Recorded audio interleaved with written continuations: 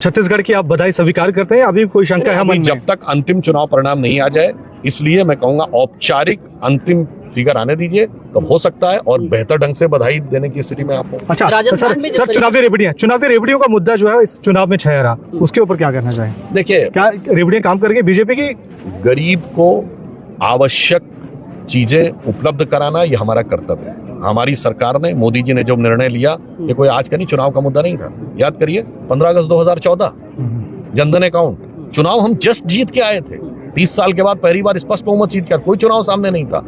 यानी ये हमारा कमिटमेंट है। हम पहले रिसर्च करते हैं, टारगेट करते हैं और गरीब को पहुंचाते हैं। इस तरह के नहीं कि आखिरी समय आया और हमने हवा में जाकर ये बात कहनी शुरू कर दी। एक छोटा सा आपको फैक्ट बताऊं, बताइए, राजस्थान में उन्होंने कहा कि 25 लाख नहीं, हम 50 लाख देंगे हेल्थ इंश्योरेंस में। राजस्थान की आबादी कितनी है?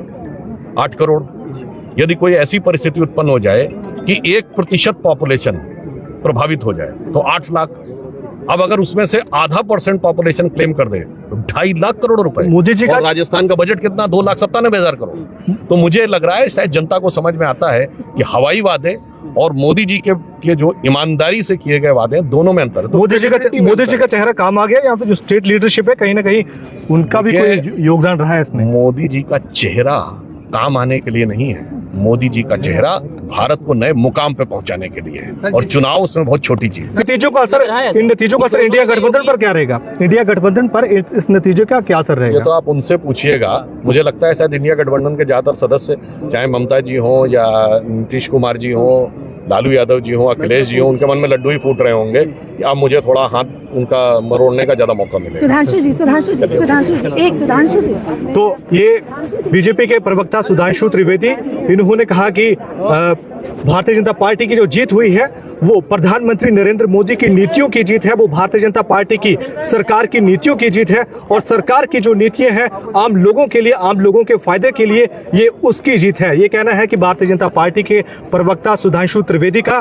तो इस समय जो विधानसभा चुनावों के नतीजे हैं वो आ रहे हैं। इस समय हम हैं भारतीय जनता पार्टी के केंद्रीय कार्यालय में।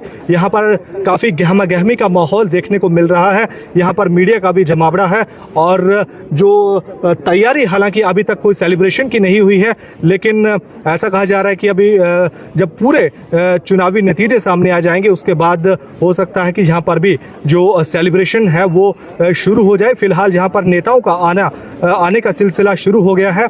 तमाम जो बीजेपी के बड़े कुछ प्रवक्ता हैं वो भी पार्टी ऑफिस की तरफ आ रहे हैं, और यहाँ पर मीडिया का भी जो जमावड़ा है वो लगा हुआ है। अब ये देखना दिलचस्प होगा, दोपहर के करीब 12:30 बजे का वक्त हो रहा है, और तकरीबन कोई आधे घंटे के बाद तस्वीर साफ होने की उम्मीद जताई जा रही है। हालांकि छत्तीसगढ़ को लेकर पेच फंसा हुआ है, लेकिन यहाँ पर भारतीय जनता पार्टी के नेता कह रहे हैं कि छत्तीसगढ़ में भी भारतीय जनता पार्टी पूर्ण बहुमत से सरकार बनाएगी।